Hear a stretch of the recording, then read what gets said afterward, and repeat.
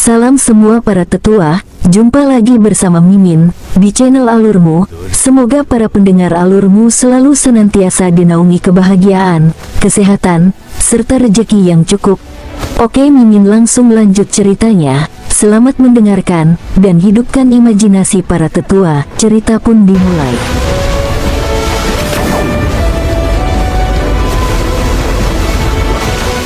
Ruo R, apa rencana kita selanjutnya? Tanya Fang Yu Caihong setelah memastikan Hai Long dan rombongannya telah meninggalkan gunung terbang yang mereka tempati itu. Kita akan melanjutkan perjalanan, jawab King Ruo yang ingin segera memasuki kawasan kuno Gerbang Angin Hitam.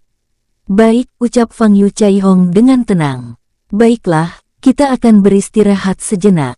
1 jam lagi kita akan melanjutkan perjalanan, ucap King Ruo sambil mengaktifkan kembali segel mantra formasi ilusi, segel pertahanan dan segel pembunuhan tingkat abadi yang melindungi gunung terbang tersebut. Baik, ucap Fang Yu Caihong dengan tenang. Di tempat lain, swus, Hai Long dan rombongannya yang telah menggunakan tubuh naga, bergerak di dasar samudera hitam dengan kecepatan puncaknya. Aku benar-benar tidak mengira Yang Agung akan turun langsung mencari kelompok yang mengganggu kita hingga ke akar-akarnya, ucap Hai Yuan mengungkapkan kekagumannya pada King Ruo. Aku juga tidak mengira Yang Agung melakukannya.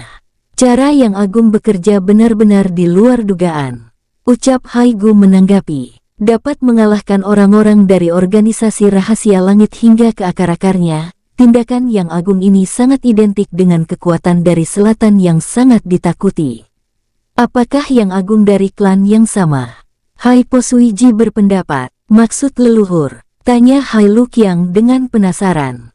Klan Qing adalah kekuatan selatan yang sesungguhnya. Klan ini jika berurusan tidak pernah meninggalkan sisa kekuatan hingga jejak sedikitpun. Cara ini sama seperti yang dilakukan oleh Yang Agung Zengin Ruo, jawab Po Suiji dengan serius sambil menjelaskan alasan-alasan lainnya. Menurutku, dengan kekuatannya, tentu Yang Agung dapat melakukan apa saja, termasuk tindakan yang dilakukan sebelumnya. Sebagai peringatan untuk kita semua, aku melarang kalian untuk menyelidiki identitas Yang Agung apalagi klan Shen Zengyin. Sudah mendapat dukungan dan perlindungan dari Yang Agung Zengin Ruo, ini adalah keberuntungan dan kehormatan klan Naga Air, ucap Hai Long kembali mengingatkan rombongan tersebut dengan menyebut nama King Ruo dengan hormat. Baik, Yang Agung, ucap Hai Yuan dan rombongannya sambil berbincang-bincang dengan gembira, karena selain membawa tawanan, mereka juga mendapatkan sumber daya dari mutiara jiwa abadi yang begitu luar biasa banyaknya. Di tempat lain, halaman reruntuhan istana bela diri di atas puncak gunung terbang. 1 jam akhirnya berlalu dengan matahari yang menyinari daratan ilahi benar-benar telah meninggi. Swus, King Ruo dan Fang Yu Caihong yang telah selesai beristirahat di tempat itu bergerak naik ke atas langit hingga akhirnya bertenti di atas awan. Di atas awan tempatnya berada, King Ruo lalu melepaskan segel mantra formasi emas untuk menyegel gunung terbang tersebut. Swus, segel bola emas transparan mulai mengurung gunung terbang tersebut dengan perlahan. Tidak lama kemudian, setelah gunung terbang tersebut terkurung di dalam segel bola emas transparan, dari arah timur muncul pusaran angin biru keemasan yang langsung menghisap segel bola emas transparan tersebut dengan perlahan. Tidak lama kemudian, swus, segel bola emas transparan yang mengurung gunung terbang tersebut lenyap dari tempat itu bersamaan dengan hilangnya pusaran angin keemasan yang muncul dari arah timur. Leluhur, mari kita melanjutkan perjalanan, ucap King Ruo dengan tenang. Baik, ucap Fang Yu Caihong lalu membawa King Ruo meninggalkan tempat itu dengan perlahan. Leluhur, mengenai tawanan sebelumnya, aku minta maaf.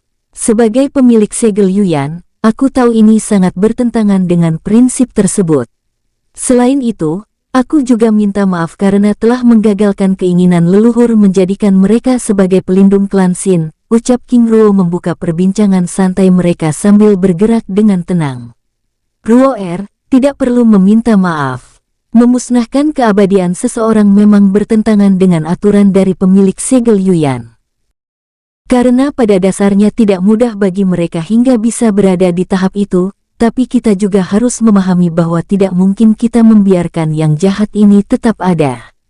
Mengenai keinginanku sebelumnya, aku juga tidak terlalu mempermasalahkannya, apalagi saat melihat tindakan mereka ketika dihadapkan dengan situasi sebelumnya membuatku benar-benar ragu untuk menjadikan mereka sebagai pelindung klan Shin. Aku tidak yakin mereka dapat diandalkan dan aku juga tidak yakin mereka mau bekerja dengan baik. Justru dengan kedatangan mereka di Nanjing akan menjadi bumerang bagi kita, ucap Fang Yu Chaihong menjelaskan kekecewaan dan kekhawatirannya mengenai keberadaan kelompok tersebut. Terima kasih leluhur telah memahami jalan pikiranku. Apalagi kasus Wu Gui Siji sebelumnya membuatku semakin berhati-hati untuk menjadikan orang lain sebagai orangku. Menurutku cara yang sangat baik dan efektif adalah dengan melatih para jenius kita sendiri, karena mereka pasti memiliki rasa cinta dan tanggung jawab untuk melindungi klan, ucap King Ruo dengan tenang. Ruo benar, jawab Fang Yu Chaihong sambil berbincang-bincang dengan tenang. Di tempat lain, 80 km arah timur yang merupakan kawasan dalam pantai Samudra Hitam. Belasan anggota organisasi Istana Dewa Tersembunyi yang berjaga di kawasan tersebut akhirnya merasa tenang saat sapuan angin pembunuhan dari serangan yang dilepaskan Hai Long dan rombongan saat menyerang gunung terbang akhirnya berhenti. Sudah 1 jam berlalu, itu artinya pertempuran tersebut sudah selesai. Saudara, apakah kita sudah boleh melakukan pemeriksaan? Sepertinya demikian. Baik, mari kita bergerak, ucap pemimpin kelompok yang merupakan abadi tingkat 4 membawa rombongannya menuju pusat suara ledakan pertempuran yang mereka dengar sebelumnya. Sus, sus. Mereka bergerak dengan berhati-hati dari arah yang berlawanan. Sus, sus. King Ruo dan Fang Yu Chaihong bergerak dengan tenang. Setelah bergerak beberapa waktu, tiba-tiba King Ruo dan Fang Yu Chaihong merasakan beberapa aura bergerak dari arah depan mereka. Sus, kabut tipis yang merupakan segel mantra formasi ilusi kabut langit muncul, menyamarkan keberadaan King Ruo dan Fang Yu Chaihong yang berhenti di udara. Tidak lama kemudian, belasan anggota organisasi rahasia Istana Dewa Tersembunyi melewati tempat persembunyian mereka. Anggota organisasi Istana Dewa Tersembunyi, ucap Fang Yu Chaihong yang mengenali kelompok tersebut. Sepertinya mereka ingin memeriksa situasi yang terjadi sebelumnya, jawab King Ruo menanggapi. Sepertinya demikian, jawab Fang Yu Chaihong lalu kembali bergerak melanjutkan perjalanannya. 2 hari kemudian menjelang pagi, King Ruo dan Fang Yu Chaihong akhirnya tiba di wilayah kuno bagian timur. Sus, sosok King Ling muncul di samping kiri King Ruo. Kakak, ucap King Ling dengan serius, sambil mengitari pandangannya melihat garis pantai Samudera Hitam yang berbatasan dengan hutan hijau raksasa yang terlihat tanpa tepi terbentang di hadapannya. Ling kita sudah berada wilayah kuno Gerbang Angin Hitam, ucap King Ruo dengan tenang, sambil merasakan kekuatan spiritual emas yang cukup padat di kawasan tersebut. Baik kakak, lalu apa rencana kita selanjutnya? Tanya King Ling dengan penuh semangat. Kita akan mencari kota terdekat untuk beristirahat sambil mencari informasi mengenai kawasan kuno ini, jawab King Ruo dengan tenang. Baik, tapi kakak, bukankah leluhur Chaihong sudah pernah memasuki kawasan ini? Tanya King Ling menanggapi sambil bergerak dengan tenang. Benar, tapi tidak ada salahnya jika kita juga mengetahui wilayah ini, ucap King Ruo menanggapi. Fang Yu Chaihong menganggukkan kepalanya. Sebaiknya kita memang perlu mencari informasi mengenai kawasan ini. Walaupun aku sudah pernah beberapa kali pergi ke kawasan ini, tapi itu sudah ribuan tahun yang lalu. Selain itu kawasan kuno Gerbang Angin Hitam itu sangat luas, ucap Fang Yu Chaihong menanggapi. Baik leluhur, ucap King Ling dengan hormat. Sus, mereka berdua bergerak dengan tenang, mengikuti Fang Yu Chaihong yang menjadi penunjuk arah. Kakak, kekuatan spiritual emas di kawasan ini benar-benar luar biasa, ucap King Ling berbicara pada King Ruo melalui telepati. Benar, kekuatan spiritual emas ini bahkan hampir 3 kali lipat dari wilayah selatan, jawab King Ruo menanggapi. Jika tidak karena ingin mencari informasi di dalam kota, sepertinya dengan beristirahat di dalam hutan atau gunung saja sudah cukup. Tapi kakak, Ini benar-benar aneh karena Pang Dahai dan Zhao Kang sampai keluar dari tempat ini, ucap King Ling menimpali. Hal itu juga menjadi perhatianku, jawab King Ruo sambil menjelaskan tujuan perjalanan mereka memasuki wilayah kuno tersebut. Jadi tujuan kita memasuki wilayah kuno ini hanya ingin memeriksa keberadaan kedua klan tersebut. Tidak seperti itu maksudnya. Tujuan utama kita adalah bertualang di wilayah kuno ini, namun tidak ada salahnya kita juga melihat dan memastikan keadaan dan kekuatan klan Shen Pang, Shen Zhao dan Gunung Shen Hong, jawab King Ruo sambil menjelaskan tindakan yang dilakukan oleh Wu Gui CJ yang membuatnya ingin memeriksa keadaan klan tersebut. Baik kakak, jawab King Ling yang telah mendapat penjelasan sambil terus bergerak dengan tenang. 2 hari kemudian, menjelang pagi mereka akhirnya mulai melihat kota-kota kecil yang berada di atas gunung terbang, gunung yang menyatu dengan daratan ataupun lembah-lembah gunung besar. Pemandangan ini benar-benar indah, ini mengingatkanku pada benua Teratai Biru, di mana gunung-gunung biasa dan lembah-lembah gunung yang ditinggali, ucap King Ling sambil mengitari pandangannya memeriksa setiap tempat yang dilewatinya dengan seksama. Benar, yang membedakannya hanya kekuatan spiritual emas dan gunung terbang yang cukup banyak, ucap King Ruo menimpali sambil berbincang-bincang santai, berpapasan dengan berbagai kekuatan yang menunggangi berbagai hewan buas ataupun pusaka tingkat tinggi. Menjelang sore, mereka akhirnya melihat kota raksasa berbenteng yang berada di puncak gunung yang berwarna keperakan oleh pantulan sinar matahari sore. Ruo kita akan singgah di kota itu, ucap Fang Yu Caihong menunjuk kota besar tersebut. Baik, jawab King Ruo lalu menekan kekuatannya hingga menjadi kultivator semi-abadi tingkat 8 diikuti King Ling dan Fang Yu Caihong. Sus, mereka bergerak menuju gerbang barat kota tersebut, berbaur bersama ribuan sosok lainnya yang terdiri dari ratusan kelompok yang juga akan memasuki kota itu. Benar-benar aneh, apakah pengunjung kota ini selalu sebanyak ini? Tanya King Ling dengan penasaran. Mungkin saja. Atau pihak kota akan mengadakan acara lelang, jawab King Ruo menanggapi sambil bergerak dengan tenang. Tidak lama kemudian King Ruo dan rombongan lalu mendarat di halaman gerbang kota tersebut dengan perlahan. Leluhur, serahkan padaku, ucap King Ruo sambil menunggu antrian pemeriksaan. Baiklah, jawab Fang Yu Caihong dengan tenang. Setelah menunggu beberapa waktu, akhirnya King Ruo dan rombongan mendapat giliran. Selamat datang di kota Zanzeng Tuan, ucap prajurit wanita yang melakukan pemeriksaan berbicara pada King Ruo dengan ramah, sambil meminta King Ruo menunjuk identitas dan menjelaskan tujuannya. Kami ingin beristirahat di kota ini Nona, ucap King Ruo sambil menunjukkan lencana perak klan Shen Zhao. Baik, silakan Tuan menuju meja pembayaran, ucapnya berbicara pada King Ruo dengan ekor mata menatap King Ling yang berada di belakang King Ruo dengan penuh selidik.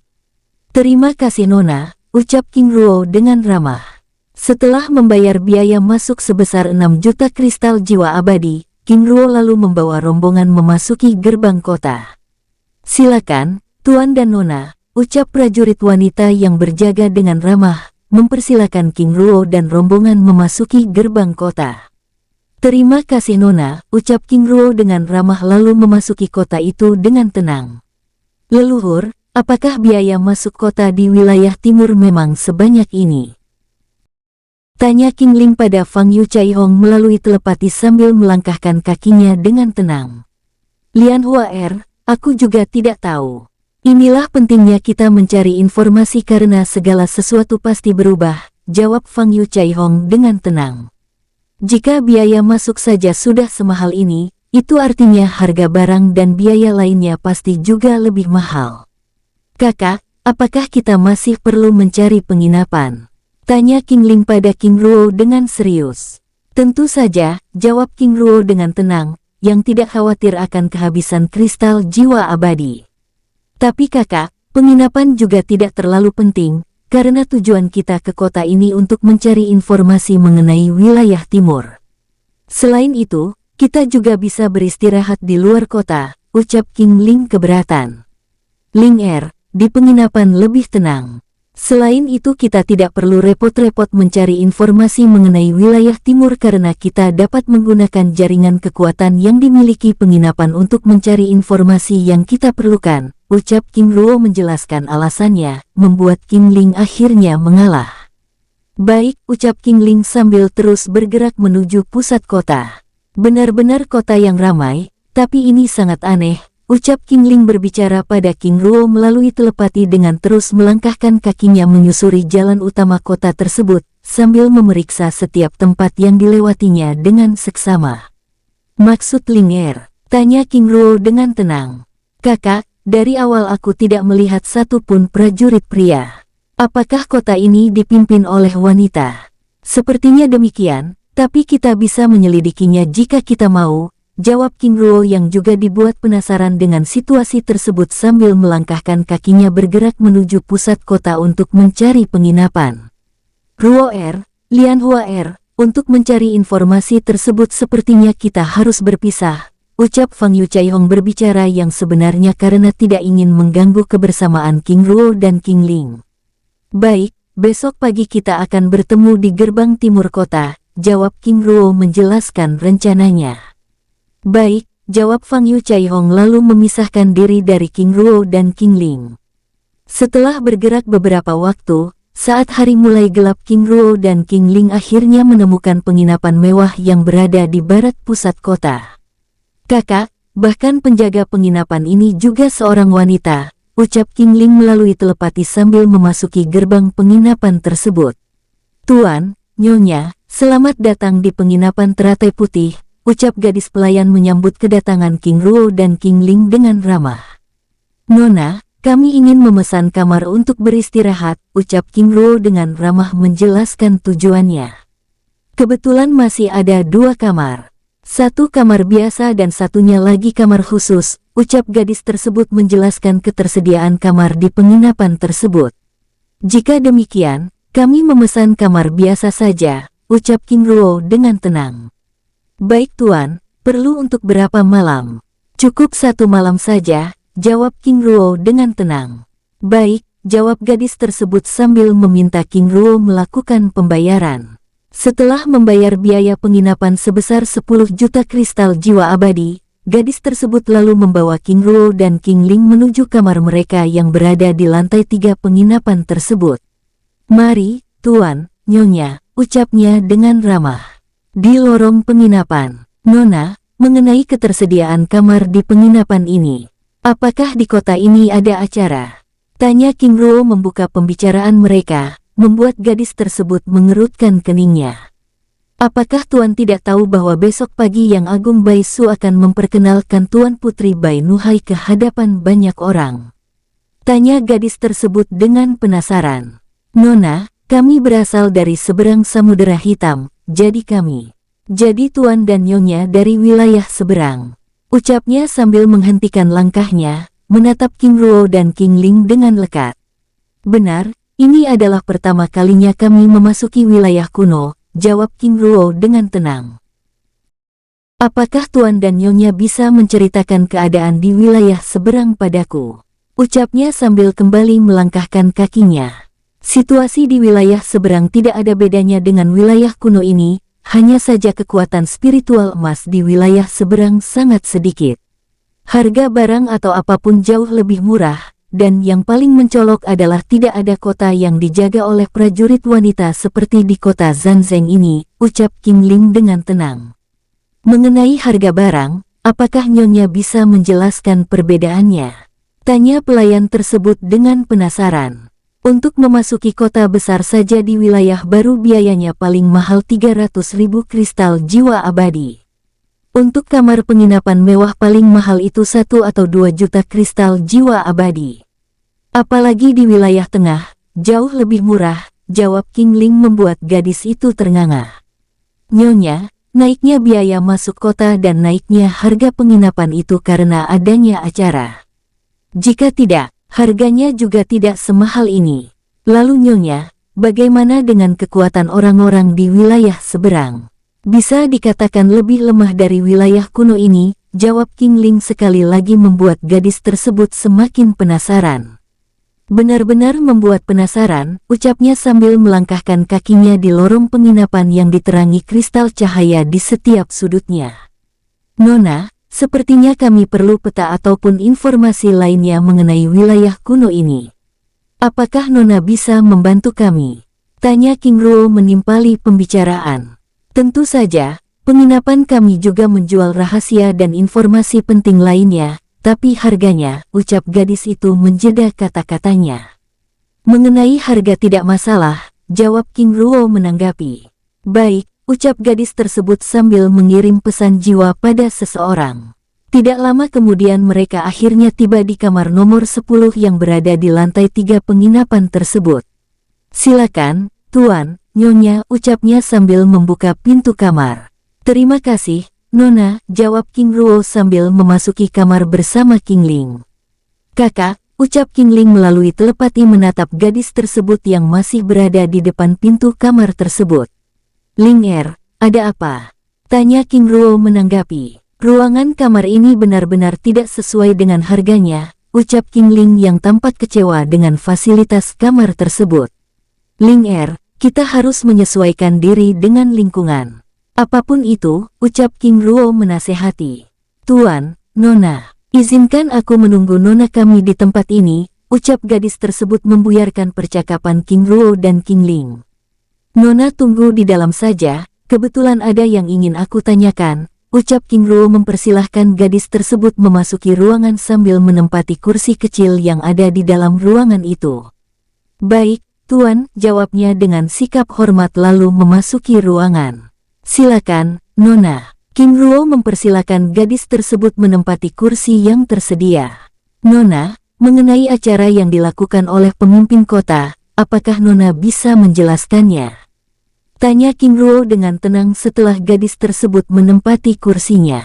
Tuan, setiap kali pemimpin kota Baisu memperkenalkan putri klan, maka pemimpin kota akan membuka gerbang bulan emas untuk memasuki dunia rahasia tersembunyi yang sangat kaya dengan berbagai sumber daya tingkat tinggi. Untuk memasuki dunia rahasia tersembunyi tersebut setiap peserta harus melewati pertarungan. 100 pemenang akan menjadi pengawal Tuan Putri Bainuhai untuk memasuki dunia rahasia tersembunyi tersebut, ucap gadis tersebut dengan tenang. Cukup menarik, ucap King Ruo. Tapi ini khusus untuk para wanita saja. Sedangkan pria, gadis tersebut menggelengkan kepalanya membuat King Ruo mengarahkan pandangannya pada King Ling. Sepertinya aku tertarik, ucap King Ling bersamaan dengan munculnya aura seseorang yang bergerak mendekati kamar tersebut. Tuan, Nyonya, Nona kami sudah tiba, ucap gadis tersebut sambil berdiri lalu menunggu Nona penginapan di depan pintu kamar. Tidak lama kemudian, gadis cantik dengan gaun biru muda dengan motif keemasan memasuki ruangan. Nona, ucap gadis pelayan tersebut menyambut kedatangan gadis itu dengan hormat, lalu membawanya memasuki ruangan. Baik, tunggu di luar, ucapnya dengan lembut. Baik Nona, jawabnya dengan sikap hormat lalu menutup pintu kamar dan berjaga di luar. Di dalam ruangan, setelah gadis pelayan tersebut menutup pintu kamar, gadis cantik itu lalu membuka pembicaraan. Tuan, Nyonya, aku Baiyun, manajer penginapan ini. Maaf telah membuat Tuan dan Nyonya menunggu. Karena sebelumnya aku juga sedang ada pertemuan dengan tamu lainnya, ucap Baiyun memperkenalkan diri sambil menjelaskan keterlambatannya. Nona Baiyun tidak perlu meminta maaf, kami memaklumi hal itu, ucap King Ruo dengan tenang. Terima kasih Tuan. Baik, kita langsung saja dengan urusan kita. Sebelumnya pelayan Ting mengatakan bahwa Tuan ingin membeli informasi penting dari kami, apakah benar demikian? Ucapnya dengan wajah serius. Benar Nona. Baik, informasi apa yang ingin Tuan beli dari kami? Tanya Baiyun dengan tenang.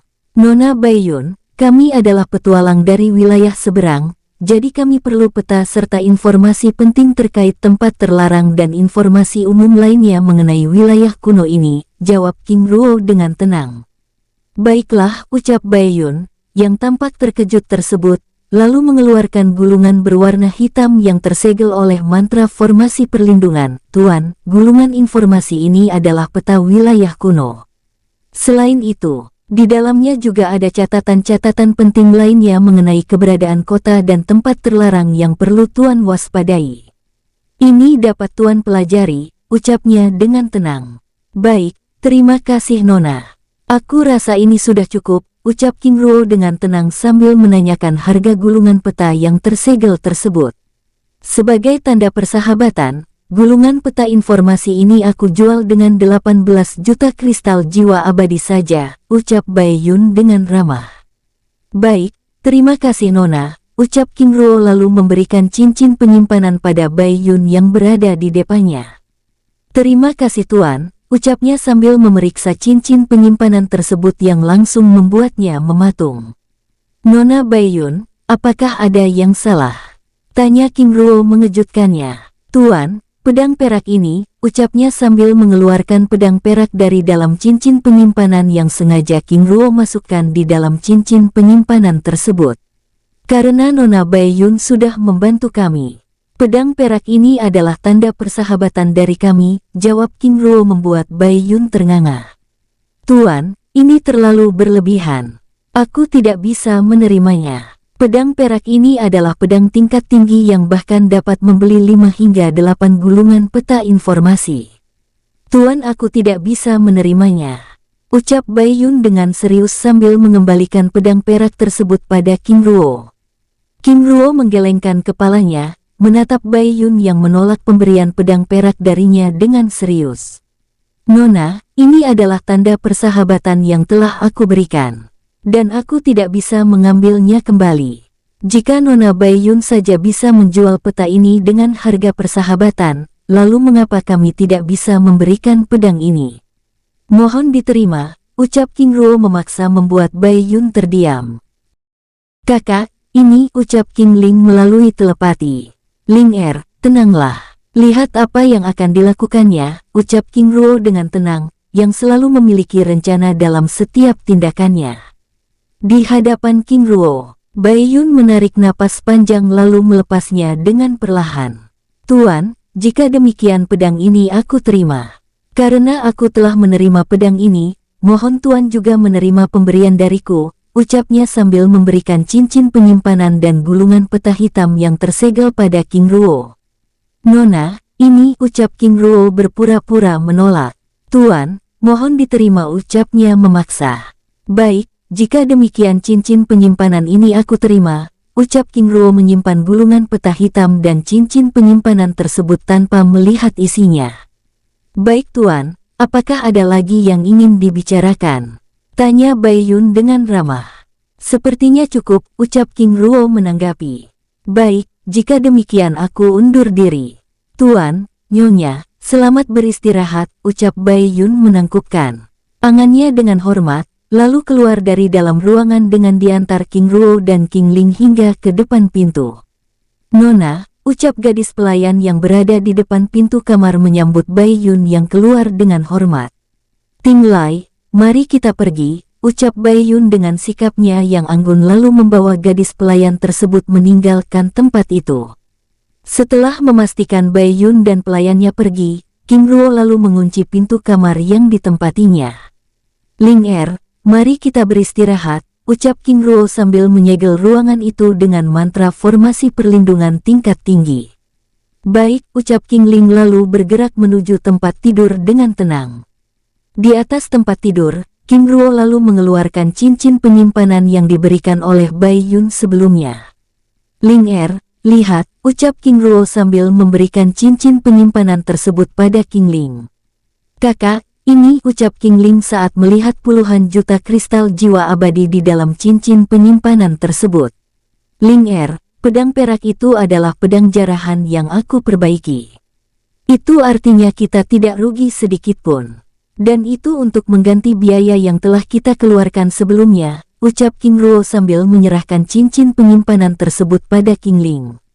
Kakak, ini, simpan saja, siapa tahu Ling membutuhkannya, lagi pula aku masih memiliki ratusan pedang yang bisa aku jual di rumah lelang, ucap King Ruo sambil menjelaskan rencananya, yang akan memanfaatkan petualangannya untuk menjual senjata jarahan yang telah diperbaikinya di kota-kota besar di kawasan kuno tersebut. Ide kakak benar-benar luar biasa, ucap King Ling dengan penuh semangat. Lalu bagaimana dengan dunia rahasia tersembunyi sebelumnya, apakah Ling Er sudah memikirkannya? Tanya King Ruo dengan tenang. Keberadaan dunia rahasia tersembunyi ini benar-benar membuatku menjadi ragu. Ini adalah kesempatan langka, tapi memasuki wilayah timur bersama kakak juga tidak kalah menariknya, ucap King Ling menanggapi. Begini saja, jika Ling Er benar-benar ingin memasuki dunia rahasia tersembunyi, itu artinya kita akan mengubah rencana sebelumnya, ucap King Ruo dengan tenang. Maksud kakak, aku dan leluhur bisa menunggu di kota ini, jawab King Ruo menjelaskan rencananya. Tapi apakah ini tidak mengganggu, ucap King Ling menjeda kata-katanya dengan perasaan tidak nyaman. Tidak masalah, aku rasa leluhur akan memahami hal ini, ucap King Ruo dengan tenang. Setelah berpikir cukup lama, King Ling lalu menggelengkan kepalanya. Ini akan membuang waktu kakak dan leluhur di kota ini, karena tidak mungkin berada di dalam dunia rahasia tersembunyi selama 2 atau 3 hari saja. Kakak, aku telah memutuskan, kakak dan leluhur teruskan perjalanan. Aku sendiri akan tetap berada di kota ini. Lagi pula setelah keluar dari dunia rahasia tersembunyi aku bisa menyusul kakak, ucap King Ling meyakinkan King Ruo sambil menjelaskan alasannya yang tidak ingin mereka berlama-lama di wilayah kuno tersebut. Setelah terdiam cukup lama, King Ruo lalu menganggukkan kepalanya. Baiklah, ucapnya sambil mempelajari peta rahasia tersebut bersama-sama. Di tempat lain, Bai Yun dan pelayannya terus melangkahkan kakinya dengan tenang. Ting Lai, awasi tuan dan nyonya itu, ucap Bai Yun setelah cukup lama mereka terdiam di lorong penginapan tersebut. Baik Nona, jawab sang pelayan dengan serius. Pastikan orang-orang kita tidak mengusiknya, ucap Bai Yun sekali lagi membuat Ting Lai semakin penasaran. Nona, sebenarnya siapa tuan dan nyonya ini? Sambil memasuki ruangan Bai Yun. Ting Lai, lihat, ucap Bai Yun sambil mengeluarkan pedang perak yang diberikan oleh King Ruo sebelumnya. Nona, pedang ini, apakah diberikan oleh tuan tersebut? Benar, yang aku pahami dari situasi ini, ada 2 hal yang mendukung kemampuannya menyerahkan pedang ini. Pertama, karena latar belakangnya yang mungkin memiliki banyak barang. Kedua, ini adalah pedang jarahan. Aku khawatir pedang perak ini akan membawa masalah pada kita. Tapi bagaimana jika tuan ini seseorang penempa senjata? Bahkan seorang penempa senjata pun tidak akan memberikan pedangnya pada orang lain dengan begitu saja, ucap Bai Yun berpendapat. Bagaimana jika Nona buktikan saja? Pedang baru atau pedang orang lain akan menunjukkan reaksi yang berbeda ketika pertama kali disegel dengan darah kita, ucap Bai Ting memberi saran. Oh, baiklah, ucap Bai Yun dengan segera meneteskan esensi kekuatan darah emasnya. Sus, pedang perak tersebut melepaskan kekuatannya dengan mengambang di udara. Ini, ucap Bai Yun dan Bai Ting ternganga. Ini adalah pedang terbang, ucap Bai Ting dengan takjub. Benar, ini adalah pedang baru yang tidak tersentuh oleh tangan pertama. Bai Yun menanggapi. Apakah itu artinya tuan itu, ucap Ting Lai saling berpandangan. Di tempat lain, di sudut ruangan restoran penginapan mewah kota Zanzeng. Fang Yu Caihong menyesap minumannya dengan perlahan sambil menikmati pemandangan malam kota yang kini semakin ramai. Ruo ucapnya saat merasakan cincin penyimpanannya bergetar, lalu menerima pesan jiwa yang diterimanya. Ternyata Ruo mengubah rencana. Itu artinya ada banyak waktu untuk bersantai hingga sore. Batinnya lalu menikmati minumannya dengan tenang. Tidak lama kemudian, 2 pria paruh baya yang merupakan kultivator semi-abadi tingkat 6 dan kultivator semi-abadi tingkat 7 menghampiri mejanya. Saudara, ucap kultivator semi-abadi tingkat 7 menyapa Fang Yu Caihong dengan ramah, yang menyamarkan kekuatannya sebagai pendekar semi-abadi tingkat 6.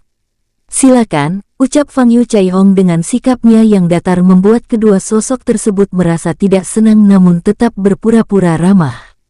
Nona, ucap sosok semi-abadi tingkat 7 memanggil pelayan yang kebetulan melewati tempat itu. Ya tuan, ucap gadis tersebut menghampiri meja yang berada di sudut ruangan itu dengan tenang. Kami ingin pesan minuman yang paling mahal di tempat ini. Nanti saudara kami ini yang akan membayarnya, ucap sosok tersebut sambil menunjuk Fang Yucaihong yang sedang menyesap minumannya dengan tenang. Kebetulan sekali, Fang Yucaihong membatin, menyunggingkan senyum kecil penuh arti. Baik tuan, ucap gadis tersebut lalu meninggalkan meja tersebut. Tidak lama kemudian, setelah gadis itu pergi, Fang Yucaihong lalu melepaskan tekanan pada kedua sosok tersebut membuatnya langsung terdiam mematung.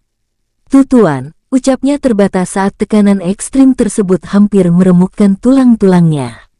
Apakah ada yang salah? Tanya Fang Yucaihong berpura-pura, menatap kedua sosok tersebut yang telah bercucuran keringat dingin. Tuan, kami mengaku salah, ucap kedua sosok tersebut terbata dengan tatapan memohon.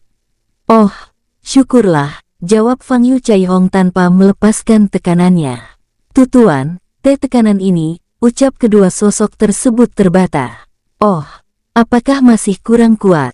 Sambil meningkatkan tekanannya. Maksud kami, tolong lepaskan kami dari tekanan ini tuan, ucap kedua sosok tersebut memohon. Pada saat Fang Yucaihong hendak berbicara, gadis pelayan yang sebelumnya pergi kini kembali dengan membawa minuman yang telah dipesan kedua sosok sebelumnya, membuat Fang Yucaihong melepaskan tekanannya. Nona, tambah 15 botol lagi. Mohon hitung semua biayanya, ucap Fang Yucaihong dengan tenang. Jika demikian totalnya 84 juta kristal jiwa abadi tuan, ucap gadis tersebut dengan ramah. Oh tidak, kedua sosok tersebut membatin. Ini, Nona, ucap sosok semi abadi tingkat 7 dengan segera memberikan cincin penyimpanan pada gadis tersebut. Terima kasih tuan, selamat menikmati, ucapnya lalu meninggalkan meja tersebut.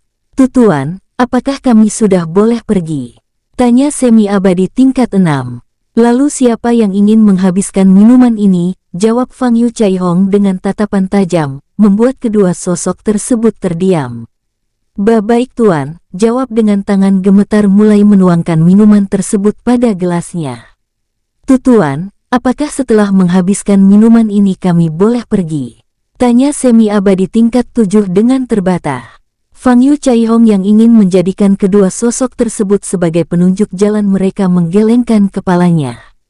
Tuan, ini ucapnya dengan wajah keberatan.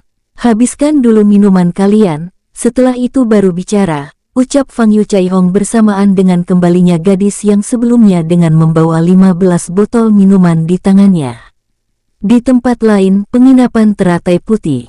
1 jam kemudian, King Ruo dan King Ling akhirnya selesai mempelajari peta tersebut. Silakan Ling simpan, ucap King Ruo menyerahkan peta tersebut pada King Ling. Baik, lalu apa rencana kakak selanjutnya? Tanya King Ling sambil menyimpan peta tersebut ke dalam cincin penyimpanannya. Ling teruskan saja istirahatnya. Aku akan memasuki dunia jiwa untuk membuat persiapan kecil, jawab King Ruo menjelaskan rencananya yang ingin membantu King Ling memasuki dunia rahasia tersembunyi.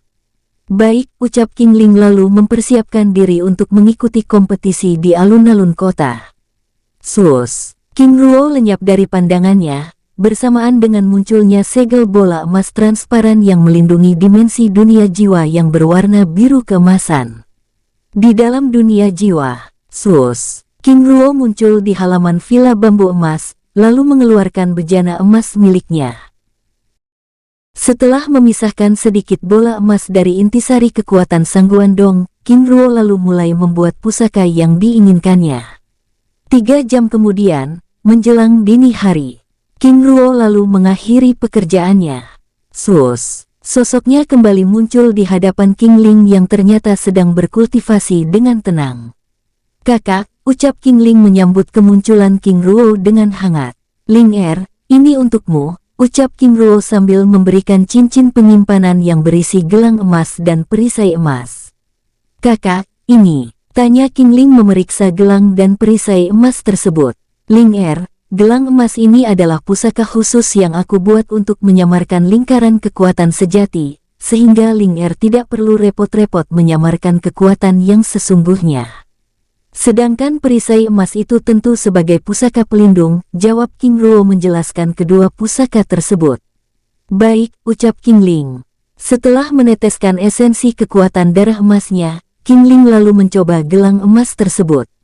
Kakak benar, pusaka ini sangat membantu. Apalagi jika dunia rahasia tersembunyi itu melarang kekuatan abadi, gelang emas ini benar-benar membantu. Kakak, terima kasih, ucap King Ling dengan serius. Saat gelang emas tersebut menekan kekuatannya hingga ke tingkat kultivator semi-abadi tingkat 7. Petik 2. Tapi kakak, apakah gelang tidak mempengaruhi tingkat kekuatan serangan? King Ruo menganggukkan kepalanya. Gelang ini hanya menyegel lingkaran kekuatan, bukan tingkat kekuatan serangan, ucapnya menjelaskan kehebatan pusaka yang dibuatnya tersebut. Benar-benar luar biasa, ucap King Ling dengan gembira. Lalu apa rencana GG selanjutnya? Tanya King Ling sambil menyimpan perisai emas ke dalam cincin penyimpanannya.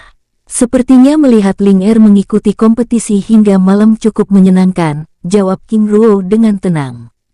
Baik, jika demikian mari bersiap-siap, ucap King Ling dengan penuh semangat. Baik, jawab King Ruo dengan tenang. Setelah matahari benar-benar terang, setelah selesai mengganti pakaiannya, mereka lalu keluar dari kamar tersebut. Saat mereka sedang turun menuju lantai dasar penginapan, tiba-tiba mereka melihat Ting Lai berada di lorong penginapan yang sepertinya hendak menemui mereka.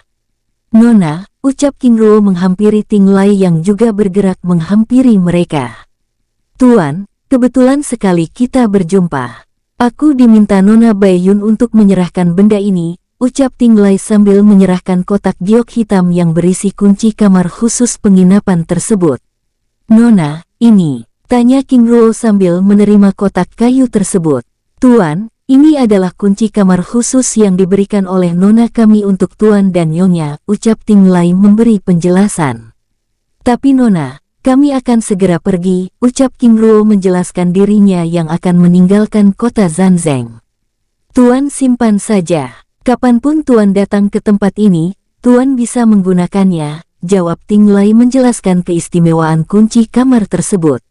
Baiklah, jika demikian kuncinya aku terima. Terima kasih Nona. Sampaikan salamku pada Nona Baiyun, ucap King Ruo lalu menerima kotak giok hitam tersebut. Baik Tuan, ucap Ting Lai dengan hormat. Nona, kami pergi dulu, ucap King Ruo dengan ramah lalu meninggalkan tempat itu. Baik Tuan, jawab Bai Ting sambil menatap kepergian King Ruo dan King Ling dengan hormat. Tidak lama kemudian, Ting Lai lalu kembali menemui Baiyun. Di lorong yang sama, King Ruo dan King Ling terus melangkahkan kakinya dengan tenang, sambil memasang cadar putih tipis yang menutupi setengah wajahnya dengan menampilkan matanya yang lentik. Kakak, apakah boleh aku melakukannya? Tanya King Ling sambil melangkahkan kakinya. Tentu saja, jawab King Ruo dengan tenang hingga akhirnya tiba di lantai dasar restoran penginapan. Kehadiran pria tampan dengan wanita bercadar tipis tersebut langsung menarik perhatian mereka. Bahkan beberapa pasang mata terutama para wanita mencuri-curi pandang pada King Ruo, melirik dengan ekor matanya. Saat keluar dari halaman penginapan teratai putih yang telah ditutup, King Ruo dan King Ling langsung disambut hiruk-pikuk kota Zanzeng yang sudah begitu ramai. Kakak, kota ini benar-benar padat, ucap King Ling sambil melangkahkan kakinya dengan tenang. Benar, mungkin mereka juga ingin memasuki dunia rahasia tersembunyi, jawab King Ruo menanggapi, sambil bergerak menuju pusat kota dengan tenang. Di tempat lain, di penginapan mewah di timur kota, Fang Yu Chai Hong masih tertidur pulas dengan dua sosok paruh baya yang berjaga di depan pintu kamarnya. Sial, kepalaku benar-benar sakit, ucap sosok dengan kekuatan semi-abadi tingkat 6 menggerutu kesal, karena sebelumnya dipaksa oleh Fang Yu Chai Hong menghabiskan minuman yang mereka pesan. Kita benar-benar sial, ucap sosok semi-abadi tingkat 7 meratapi nasib setelah semua kristal jiwa abadi yang mereka miliki digunakan untuk membayar semua kebutuhan Fang Yu Chai Hong di penginapan mewah tersebut. Di dalam kamar, 1 jam kemudian Fang Yu Chai Hong akhirnya terbangun. Setelah ribuan tahun akhirnya aku benar-benar bisa bersantai seperti ini. Benar-benar menyenangkan, ucap Fang Yu Chai Hong sambil meregangkan otot-otot tubuhnya lalu terbangun. Setelah merapikan diri, Fang Yu Caihong lalu menemui kedua sosok tersebut. "Tuan," ucap kedua sosok tersebut terkejut menatap Fang Yu Caihong yang tiba-tiba keluar dari dalam kamar. "Kita akan ke pusat kota. Aku ingin melihat acara di sana," ucap Fang Yu Caihong dengan datar. "Baik, Tuan," jawab kedua sosok tersebut dengan sigap lalu bergerak mengikuti Fang Yu Caihong meninggalkan tempat itu. Di tempat lain, setelah berdesak-desakan dengan ribuan pengunjung kota, King Ruo dan King Ling akhirnya tiba di alun-alun istana kota Zanzeng. "Ling Er, jaga diri dan tetap berhati-hati. Jangan pernah meremehkan lawan, namun juga jangan sampai membongkar kekuatan sejati," ucap King Ruo dengan tenang. "Baik, kakak," jawabnya lalu memisahkan diri. "Ling Er, jika kami sudah pergi, jaga diri baik-baik. Jika ada kesulitan, segera kabari aku," ucap King Ruo dengan tenang. "Baik, kakak," jawabnya menanggapi King Ruo melalui telepati dengan lembut, menatap King Ruo lalu bergerak menuju tribun penonton yang berada di sisi selatan. Di kursi penonton tribun selatan, suasana ini, King Ruo membatin, mengingat suasana klan King ketika dirinya mengikuti kompetisi murid klan setelah keluar dari Gunung Petir kuno. "Ling Er masih tetap cantik seperti yang dulu," ucapnya menatap King Ling yang masih berbaris di antrian panjang para pendaftar. Saat hari semakin siang, antrian panjang para kultivator wanita yang ingin mengikuti kompetisi tersebut semakin ramai hingga giliran King Ling pun tiba. "Nama?" tanya prajurit wanita yang merupakan komandan pasukan, yang mengatur pendaftaran tersebut dengan wajah tidak bersahabat. "Lan Yue komandan," jawab King Ling dengan tenang. "Baik, teteskan sedikit kekuatan darahmu pada batu segel ini," ucapnya datar membuat King Ling merasa was-was. "Baiklah," jawab King Ling lalu meneteskan sedikit esensi kekuatan darahnya. Sus, cahaya putih muncul dari batu hitam tersebut, membuat prajurit wanita itu mengerutkan keningnya. "Kekuatan jiwamu terlalu lemah," ucapnya menatap King Ling dengan penuh selidik. "Apakah kamu mengandalkan pil untuk menaikkan tingkat kekuatanmu?" ucapnya dengan wajah serius. "Tidak komandan, kamu tidak memenuhi syarat," ucapnya dengan serius. "Tapi komandan, izinkan aku mengikuti. Jika kamu memaksa silahkan, tapi jika kamu mati itu bukan tanggung jawab kami. Apakah kamu setuju?" "Aku setuju komandan." "Baik, tandai pernyataan ini lalu silakan bergabung dengan kelompok 7, ucap prajurit wanita tersebut sambil menggelengkan kepalanya. "Baik komandan," jawab King Ling dengan tenang, lalu bergabung dengan kelompok 7 yang sudah berbaris di halaman istana. Di kursi penonton yang berada di tribun selatan, King Ruo akhirnya melihat King Ling bergabung dengan kelompok 7, kelompok yang dianggap paling lemah dari 7 kelompok besar tersebut. Ling Er benar-benar merendah. King Ruo membatin. Menjelang sore pendaftaran akhirnya ditutup.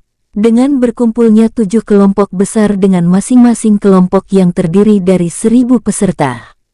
Tidak lama kemudian, dari dalam istana keluar sosok wanita dengan jubah putih dengan motif teratai emas berdiri di udara. "Hormat pada Yang Agung Baisu," ucap para jenderal kota sambil berlutut dengan hormat, lalu diikuti oleh semua orang, namun tidak dengan para penonton yang berada di tribun selatan dan utara. "Bangunlah, hormat kalian aku terima," ucapnya dengan hormat. Seorang abadi, King Ruo membatin menatap wanita cantik yang memimpin kota Zanzeng itu dengan seksama. Tidak lama kemudian, Baisu lalu memperkenalkan seorang gadis dengan wajah yang ditutupi cadar emas di hadapan banyak orang. "Putri klan Bai generasi ke-137, Bai Nuhai," ucap Baisu sambil membuka cadar emasnya yang langsung menggemparkan banyak orang.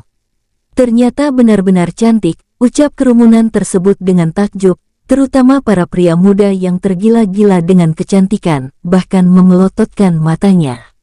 "Nuhai Er," ucap Baisu membuat gadis tersebut kembali menggunakan cadarnya. "Baik, untuk yang ditunggu-tunggu. Aku akan menjelaskan beberapa aturan terkait pertandingan yang akan dilaksanakan. Pertama, kami tidak bertanggung jawab pada mereka yang mati dalam pertandingan. Kedua, Aku menambah peserta yang sebelumnya hanya 100 orang menjadi 120 orang. Lalu yang ketiga, mereka yang menang dalam pertandingan ini selain berhak memasuki gerbang bulan emas, juga berhak atas hadiah lainnya yang telah kami persiapkan. Lalu yang terakhir, dari ketujuh kelompok besar ini, kelompok pertama hingga kelompok 5 akan dipilih masing-masing 20 orang setiap kelompoknya. Lalu kelompok 6 dan kelompok 7 masing-masing akan dipilih 10 orang setiap kelompoknya. Ucap Baisu dengan suara lantang, membuat kerumunan besar itu begitu semakin bersemangat. Baik, aturan pertandingan akan diserahkan pada Jenderal Barat, ucap Baisu sambil bergerak mundur lalu duduk pada kursi keemasan yang berada di depan tangga istana, bersamaan dengan naiknya gadis muda dengan jubah putih keemasan dengan motif teratai biru. Ternyata dia seorang jenderal besar kerajaan Zanzeng. King Ruo membatin, menatap gadis cantik yang sebelumnya menjual peta rahasia padanya di penginapan teratai putih. Baik, untuk babak pertama akan dipilih masing-masing 100 orang dalam setiap kelompok, kecuali kelompok 6 dan kelompok 7 yang akan dipilih masing-masing 50 orang setiap kelompoknya. Aturannya, siapa yang dapat bertahan dalam pertempuran besar untuk waktu 5 jam, maka dialah yang akan dipilih. Untuk yang merasa tidak mampu saat dalam pertempuran, silakan keluar dari dalam medan pertempuran dengan menggunakan giok hitam ini, ucapnya sambil menaburkan ribuan kristal giok hitam ke atas kerumunan banyak orang tersebut. Baik, pertempuran dimulai, ucapnya setelah semua orang mendapatkan lencana giok hitam yang dibagikannya, bersamaan dengan munculnya segel bola emas transparan raksasa yang mengurung ketujuh kelompok besar tersebut. Bersambung, sampai ketemu di episode selanjutnya. Semoga kalian semua selalu terhibur, dan terima kasih.